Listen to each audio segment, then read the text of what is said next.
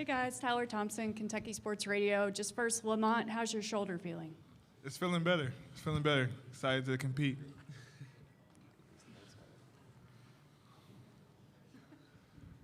So this is kind of for all of you all. I know Coach Pope said that you had like a team outing, like a team bonding thing before you left Lexington. Can you tell us a little bit about it and what it's like to kind of go through this together? Yeah, so what was that? Friday night? Or no? What's that? Today's Thursday? What was it, Tuesday night? It's Thursday. It was today. Tuesday night, yeah. So Tuesday before night, we had a team dinner thing where it was just all of us at Jeff Ruby's. They catered the food for us. We were in there, and we watched a movie. We watched Remember the Titans. It was a really good movie, motivational movie for us. Just another chance for us to get together and bond as a team. You know, could be our last moments, but hopefully not. But it just gave us a lot of motivation going into this next tournament.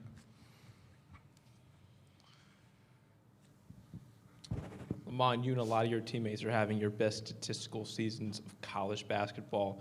Why do you think that is? I think it's just everybody is hungry this year. I feel like a lot of us came from smaller schools or different places, and we were able to compete at one of the best schools ever. We all wanted to be remembered here, and I think everybody's just been playing their heart out, playing their butts off, and I think the confidence that Coach Pope puts in us every day. I think we're just able to go out there and have a great year, and we got 6 more games to show what we can do. C.L. Brown, Louisville Courier-Journal. Lamont, you've had the most success individually in the NCAA tournament. What kind of message or what kind of, how do you relate to the rest of the guys who either haven't played in a tournament before or never really had much success? What's kind of the message going into these games? I mean, just have fun with it, man. It's really a blessing just to be on this stage, to have this opportunity. So, really just have fun and, play free. I mean, everybody has dreamed of this moment, and to seize this moment, we just gotta be ourselves, do what we've been doing this whole year to get here, and just do it at a high rate. And we just need everybody to be special in their roles, and I think it's gonna be a successful year for us. John Huang, NOLA Media. This question is for Andrew, but I'm hoping the rest of you will chime in also. A lot has changed for every one of you this past year. I was wondering what you were doing this time last year, and specifically if you remember watching the Kentucky-Oakland game. Yeah, I think last year we were on the wrong side of the bubble at Wake Forest, so probably would have been, getting ready to play an NIT game, second round of the NIT. But yeah, definitely watched that Kentucky-Oakland game, and we probably wouldn't be here if that outcome wasn't the way it was. So, I think for all of us, we're super excited to be here in the tournament and to show what we can do. Mario, what were you doing? I think this time last year I was in the transfer portal. So just wanted to see what schools would reach out, and I'll say the same as AC, just, seeing that game and just wishing I was in a position like that. So he'll take it. What was you doing last year?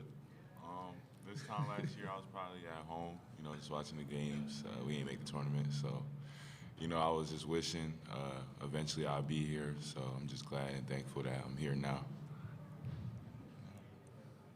You? Yeah.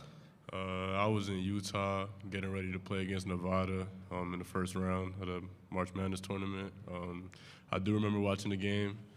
It kind of just shows like how teams show up when they get a chance to play against Kentucky. So I think it's good now, being in this position and being in this side of their shoes and just seeing like what other teams are going to bring against us and just understanding that we got to be able to bring our best versions of ourselves. So. And that's something that we will do.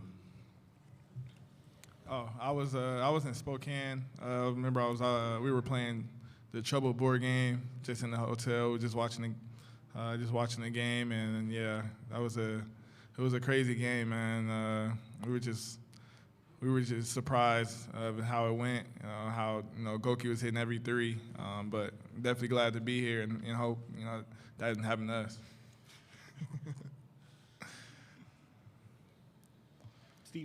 Steve McGargy from the Associated Press. To each of you, as was noted, none of y'all were part of that game last year. When you're around campus or around town, how much do people still bring it up to you, or do they bring it up at all? I would say people don't really bring it up. You know, it's a new time that we're in right now, and like you said, we weren't there last year, so we just got to be where our feet are, kind of, and just, you know, focus on what we're doing this year and what we got ahead of us. So obviously everyone knows what happened last year, but I mean, I think we're hungry to go out there and just play, regardless of what all the outside noise is saying about what happened. I think we just excited to go out there and play, really. Lamont got his last question about his experience as buzzer beater with San Diego State. I think I saw Andrew and Otega and Kobe kind of laugh. Have you guys been talking about behind the scenes amongst yourselves this week that, yeah, Lamont's going to get all the questions. He's the guy that is the most experienced. He has the most notable moment in this tournament. What's the conversation been like with y'all? Yeah, it's Lamarch. That's what he is. That's what we call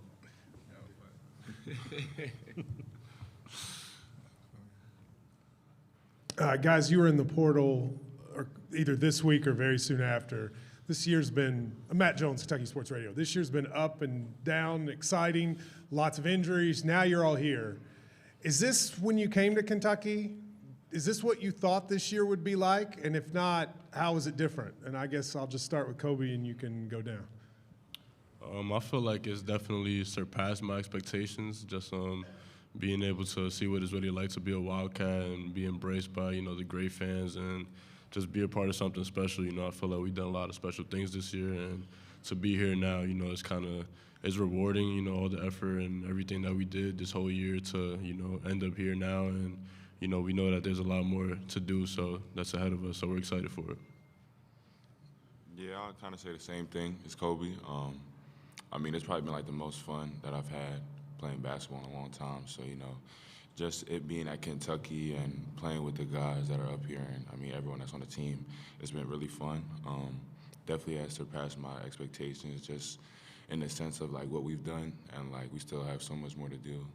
And you know, like kind of like what I said earlier, I'm just blessed and thankful to, you know, be on this stage and be able to play in the game tomorrow. Yeah, I'll say, you know, it's really been a great year for us. You know, every team and, you know, every year brings its ups and downs. You know, we've had a roller coaster of a year, but, you know, I feel like, you know, it kind of brought us together even closer. You know, everything that's went on this year, and, you know, we're really excited to go out there and really just show what we can do, prove people wrong. But, you know, I kind of expected us to be in a good position, you know, from the summer to go win a national championship. So, you know, that's on our mind. That's what we're going to do. Yeah, I'd say for sure it surpassed my expectations. You know, I think Kentucky has just been amazing from the time I stepped foot on campus in the summer, for sure. You know, I know we all know how good of a team we are, and so this year has been able to prove that time and time again, and you know, we're excited to be able to prove that again here in the tournament. I'll say the same as Lamont and Andrew. Just how together we've been. You know, we're all a new group. I don't think anyone's ever played with each other before this year, and just the games we've been able to pull out this year have been tough, but, you know, we've been able to do it. That's just the kind of team we are, so I'm thankful for that. Hey, Otega, Isaac Trotter with CBS. Like, with all of the injuries that you guys have had, like, defensive chemistry feels up and down. Like, when you're whole, how good defensively do you think you guys can be, especially with you and Lamont and Andrew and Amari on the floor together? Yeah, I think when we have everybody, I think we're one of the better defensive teams in the country. And even when we don't have everybody, we still have all the pieces. And I think it's more of a mentality thing. Like when we really lock in and decide like we're gonna want to play defense and, you know, take other teams out of what they're doing, I think we're one of the better teams out there. So a lot of it for us is, you know, just locking in and, you know, doing those things, and we're going to continue to do that as we keep on playing. And, I mean, we have all the tools to really be that good defensive team, so. Lamont, obviously you know what it takes to get to the national championship game. You've done it before. You said this team has the material to do it. What do you see in this team, and that makes you confident that it has the ability to make a deep run? Yeah, I mean, I think I've seen, just throughout the year, the resilience that we play with, and, in the tournament, things are going to go wrong. And I feel like we've done a great job of just, bouncing back really quick, from, say we lost a game or, we had a bad half. I feel like the next thing that we do is just great. We've had a lot of great second halves, a lot of great, bounce back games, and I think that's going to just carry over into this tournament. And we just got guys that love each other, play for each other, and know what this Kentucky brand means to them. And Kentucky is a winning program, and we want to continue to win for it.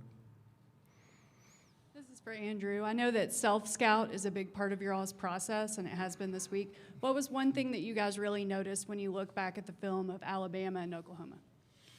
Yeah, I think for us, trying to learn more, we talked about defensively. I feel like, I don't know exactly what the numbers are, but feel like even in the last month, 2 months, almost since the Ole Miss game, I feel like we've really tried to see growth through everybody individually defensively, and I think that's added to our team growth defensively. And so specifically in those type of games, definitely had some lapses in ball screen coverage, and so we've continued to get better, a whole lot better the last couple months in it, but that was something specifically that we looked at. And in March, a lot of teams will turn to just high ball screens, and trying to be able to defend that is an important part of winning and getting far in March. Anything else? All right, guys, thank you. Good luck tomorrow night. Thank you. Thanks.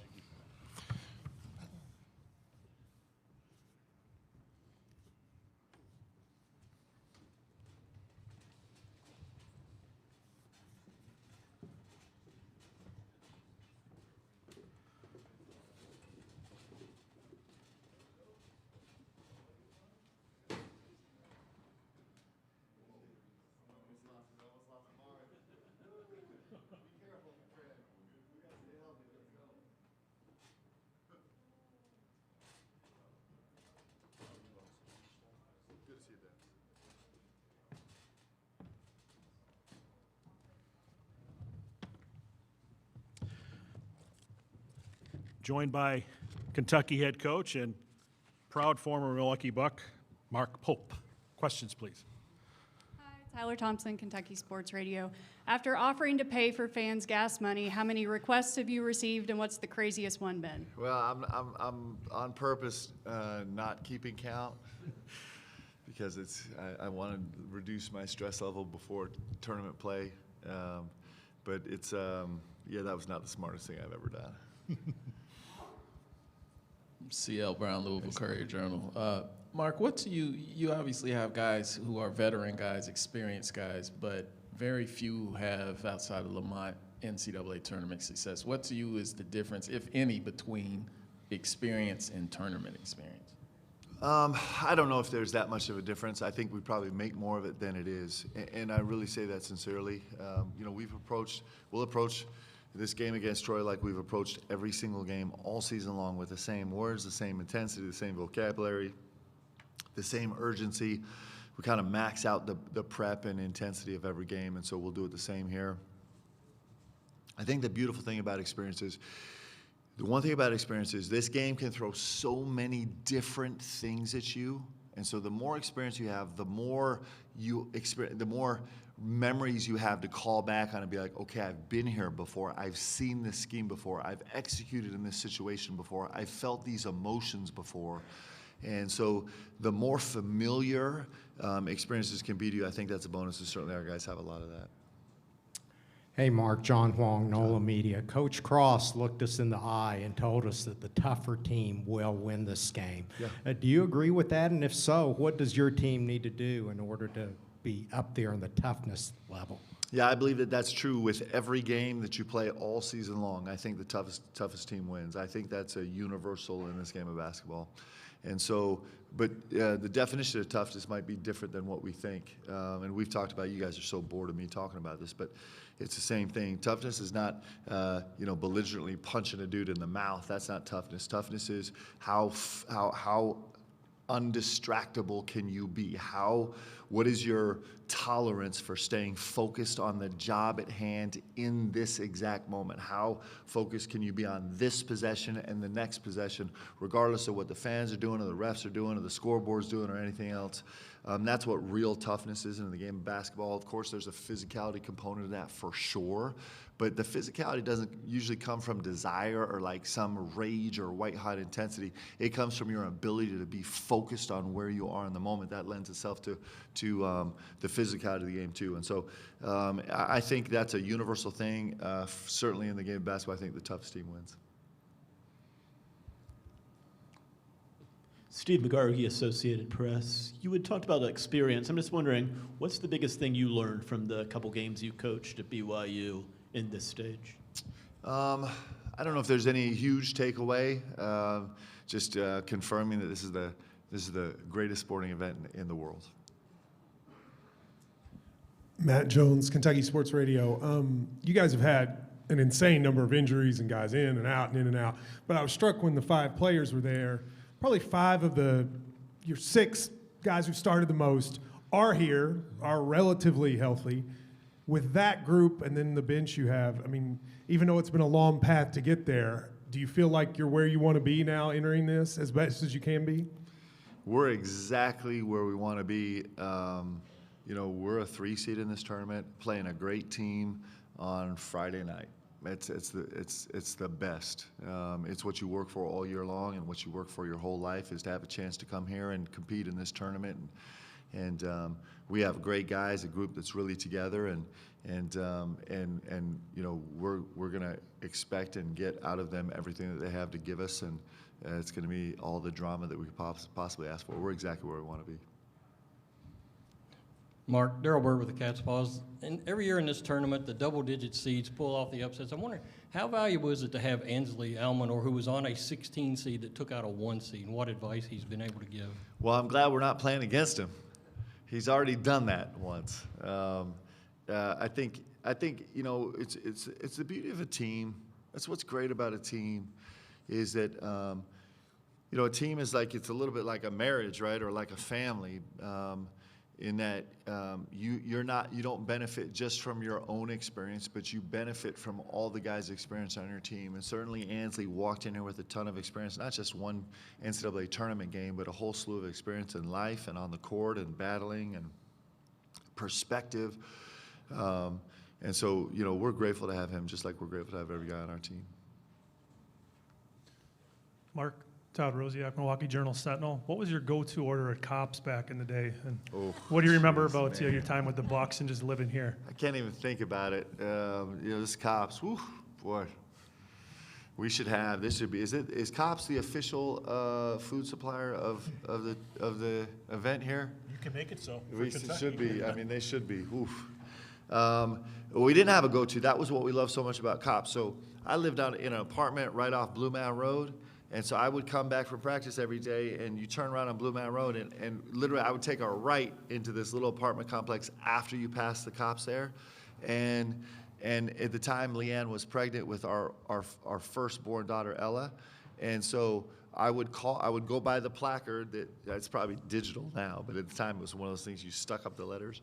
And it would be the custard of the day, and I would literally call her as I'm driving by, okay, it's black raspberry, are we in? And get the yes or no, and then I would get to decide how many pints we brought home. It's a magical place, man.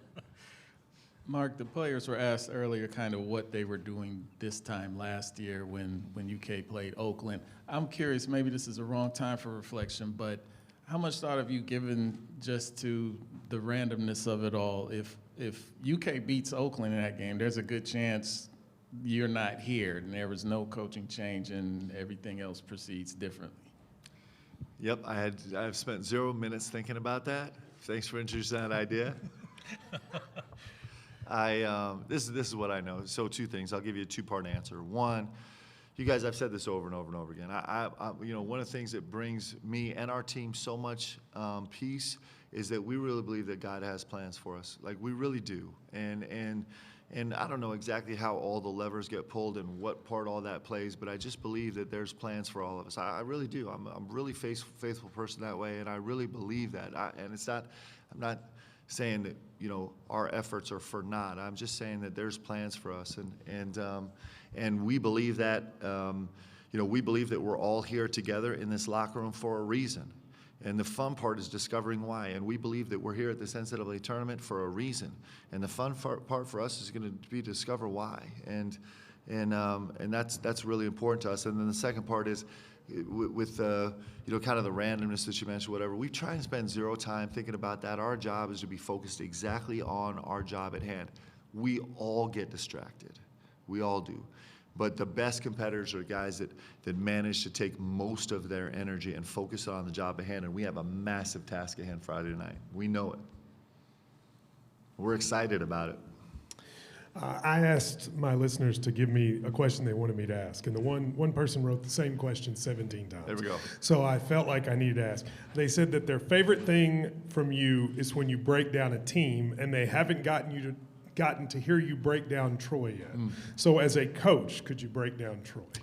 Yeah, Troy it's a championship team. That's the greatness of the NCAA tournament. Everybody in here is a championship or a championship caliber team.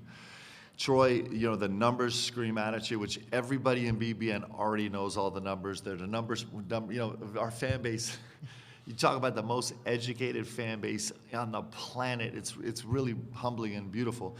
But Troy's the number 7 steals team in the country. They're the number 6 offensive rebounding team in the country. To put it in perspective, in the SEC, the best conference in the country by a mile, the only team that we played that was more effective on the offensive glass in the entire league was Texas A&M, in a league that prides itself on being on the offensive glass. That's how potent this Troy team is on the glass.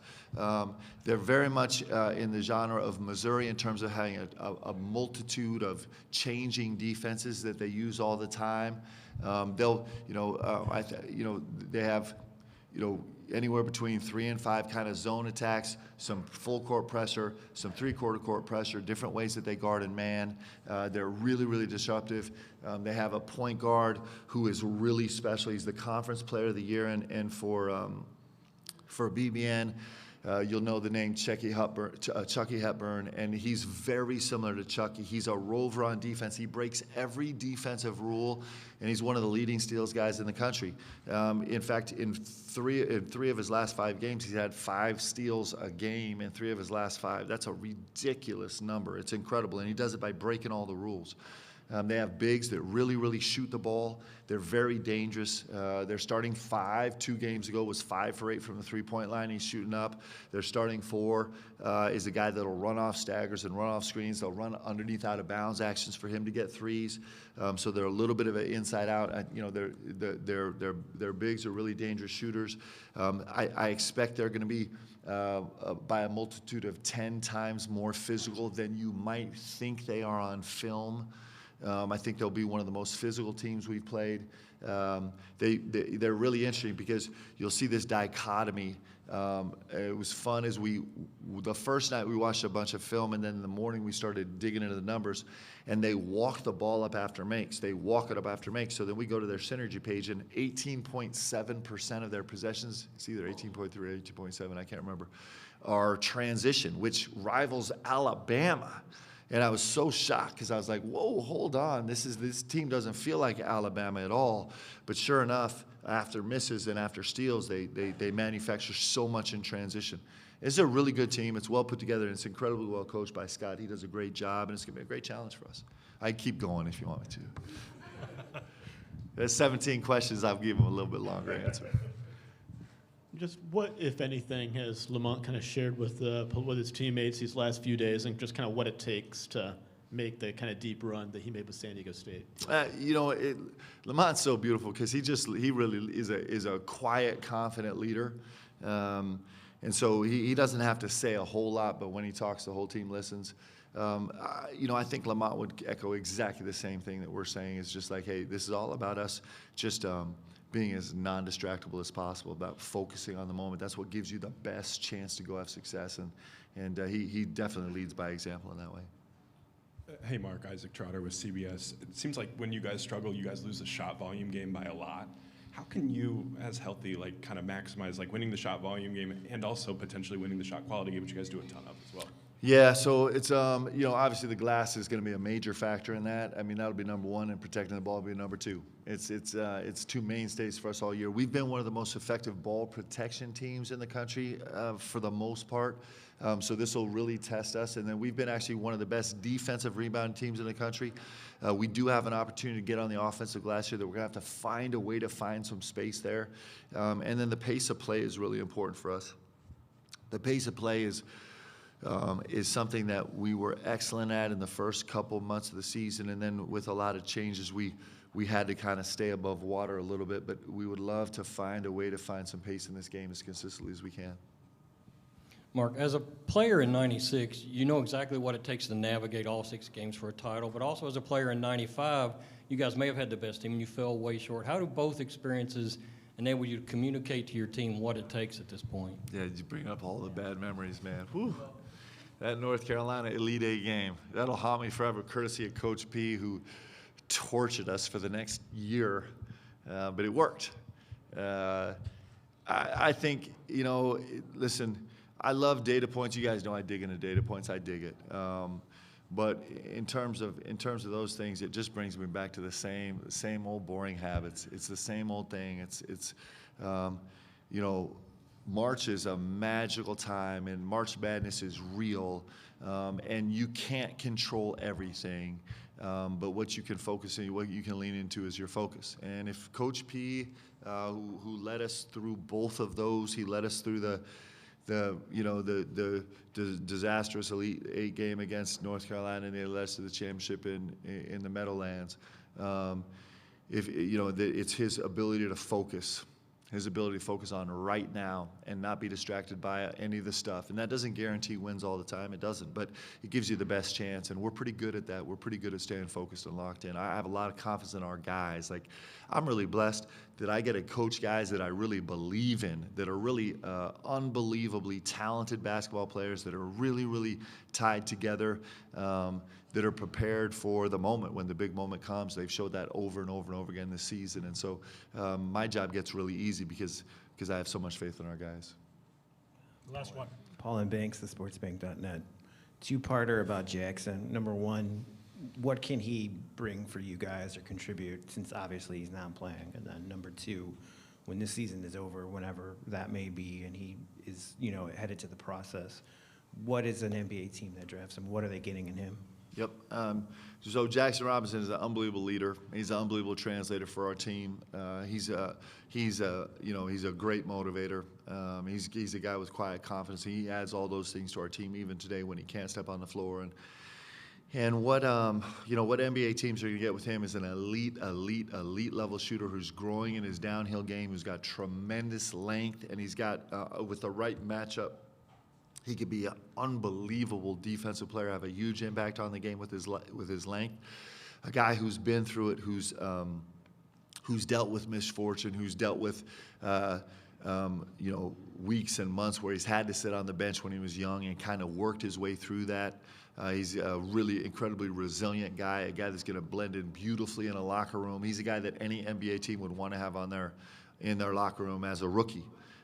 Because he's got an unbelievable upside. He's going to grow into a great player. In those games where, as a young player, maybe he was spending most of the time sitting and watching, he's going to be an incredible asset to the team. He's a winner's winner. He's a special guy.